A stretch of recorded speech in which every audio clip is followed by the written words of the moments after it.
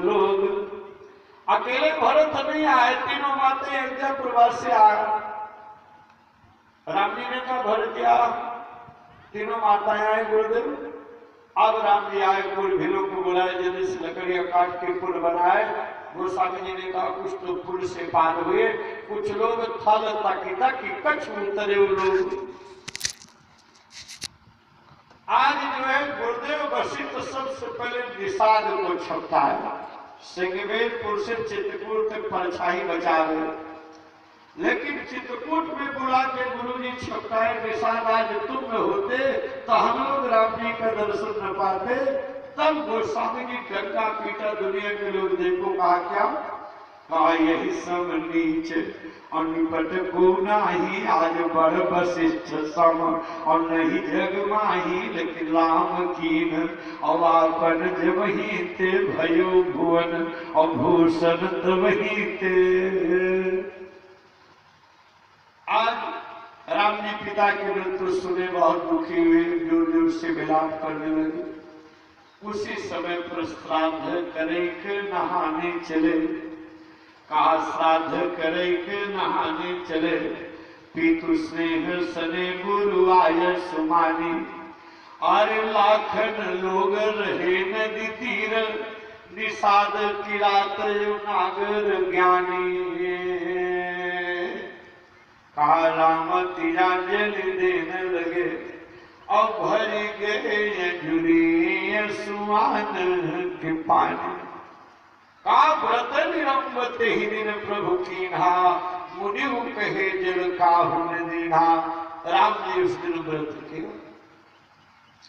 रात व्यतीत हुई, सवेरा हुआ। सीता जी ने राम जी से कहा सरकार नाथ काल ही सब जल बिनु रहु, करहु कतहु अब ठाहर ठाटू। सरकार की व्यवस्था करो, काल सब बिना जल के रह गए। इतने में कुल भी लोग कंदमूल फुल्लाद के आए। भगवान शंकर कहते पार्वती सब फलाहार किए। महाराज जनक जी सीधा चित्रकूट गए।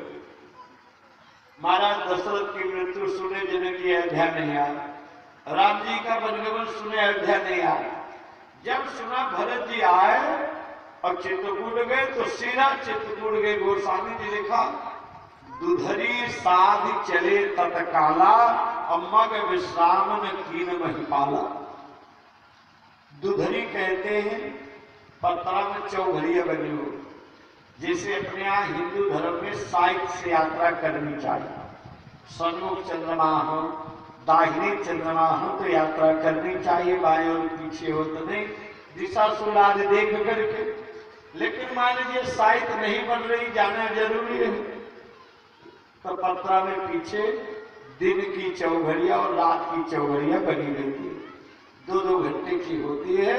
उसमें अमृत वेला है, लाभ वेला है, शुभ वेला है। तो जब बजे सूर्य उदय हुआ है उसी में से 2 घंटा जोड़ के उसको निकाल लीजिए, उस समय यात्रा कर लो तो दोष खत्म हो जाता।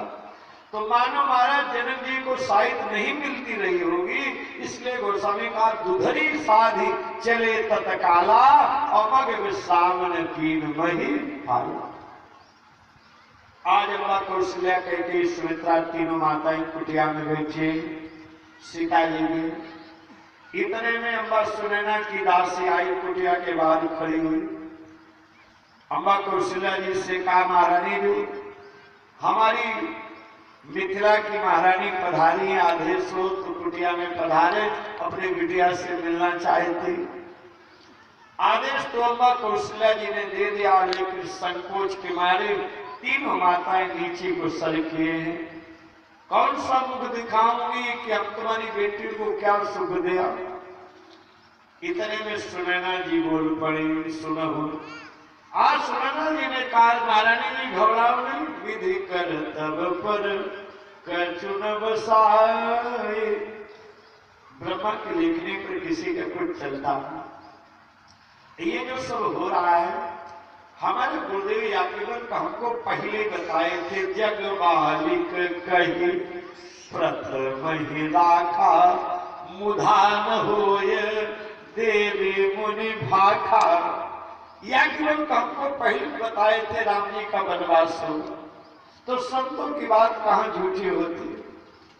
इतने में कौशल्या जी आंखों में आंसू भरे रुदित कंठ से कहा, गहवर किय कह कौशला सुनहु देवी मिथिलेश। कौशल्या जी ने कहा, हे देवी मिथिलेश, हमको और कोई दुख नहीं। अगर राम जी नहीं लौटे तो भरत जिंदा नहीं बचेगा। मोहि भरत कर सोच। कहा भरत जिंदा नहीं बचेगा। महाराज जनक अपनी बेटी सीता से जब मिले चित्रकूट में तो कहा, पुत्र पवित्र आकिए कुल दो, धन्य हो दोनों कुल को तुमने पवित्र कर दिया।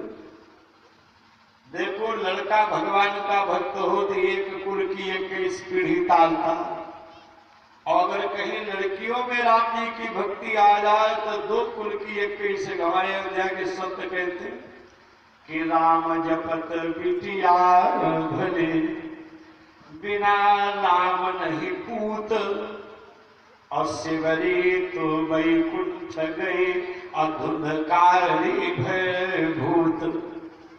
सेवरी कुल भेद की कन्या भगवान की भजन किया भगवत धाम में, और ब्राह्मण का बेटा धुंधकारी भजन नहीं किया, ब्रह्म राक्षस हुआ। जो आज भगवान शंकर कहते पार्वती, अब सब फलार के बाद एक मिथिला अयोध्या समान बैठा राम जी के सामने। आज वही सब बैठे।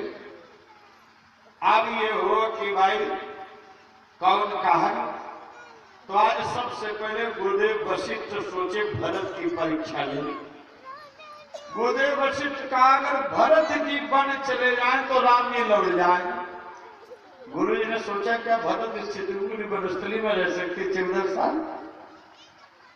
इतना सुनते भरत जी उठ के खड़े हुए, कहा न तरु जाऊं बन तीनों भाई, अब बहु रही सहित रघुराई।